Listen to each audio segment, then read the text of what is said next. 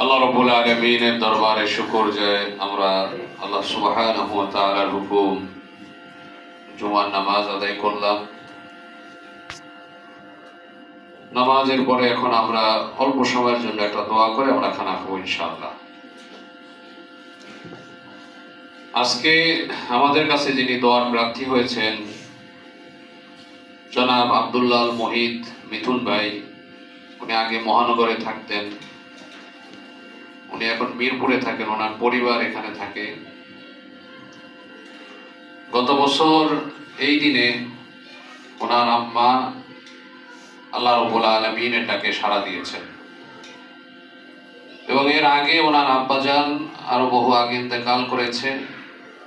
সেই ওনার আব্বাজানের ইন্তেকাল হচ্ছে আগামী 9 রমজান।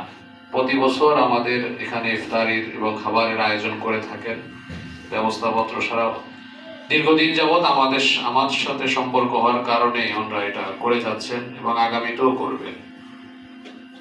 তো ওনার আম্মাজান গত বছর এই আজকে 23শে জানুয়ারি এই দিনেই আল্লাহ তাআলার ডাকে সাড়া দিয়েছেন। এর জন্য আজকে ওনার জন্য আমরা দোয়া করব, খাবারের ইন্তজাম করেছেন। এজন্য ইসারে সওয়াবের জন্য আমরা একবার সূরা ফাতিহা, 3 বার সূরা ইখলাস আমরা পাঠ করি, দুরূদ শরীফ পাঠ করি। আউযু বিল্লাহি মিনাশ শাইতানির রাজীম। বিসমিল্লাহির রহমানির রহিম। আলহামদুলিল্লাহি রাব্বিল আলামিন আর রহমানির রহিম। مالك يوم الدين إياك نعبد وإياك نستعين اهدنا الصراط المستقيم صراط الذين أنعمت عليهم غير المغضوب عليهم ولا الضالين آمين. بسم الله الرحمن الرحيم. قل هو الله أحد الله الصمد لم يلد ولم يولد ولم يكن له كفوا أحد.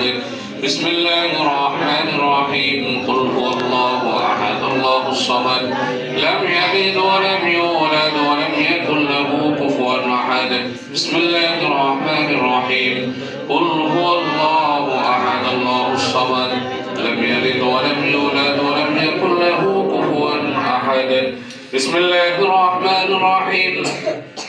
قل أعوذ برب الفلق من شر ما خلق ومن شر غاسق إذا وقب ومن شر النفاثات في العقاد ومن شر حاسد إذا حسد. بسم الله الرحمن الرحيم.